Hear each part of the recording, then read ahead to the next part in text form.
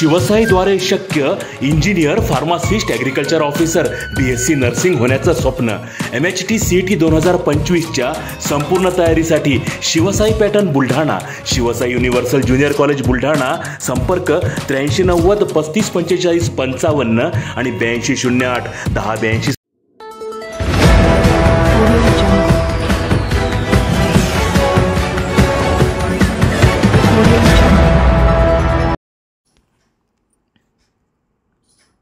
दोन दिवसात खामगाव तालुक्यात पेरणीयोग्य पाऊस.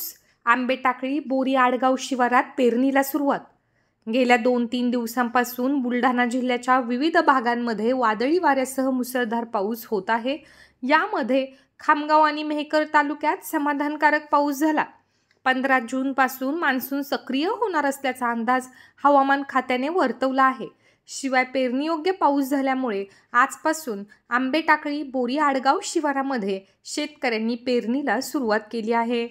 जवळपास शेतकऱ्यांनी बियाणे आणि खताचे नियोजन केलेले आहे. आता शेतकरी पेरणीयोग्य पावसाच्या प्रतीक्षेत आहेत. यावर्षी बैलांची संख्या कमी झाल्याने शेतकरी ट्रॅक्टर पेरणीलाच प्राधान्य देताना दिसत आहेत.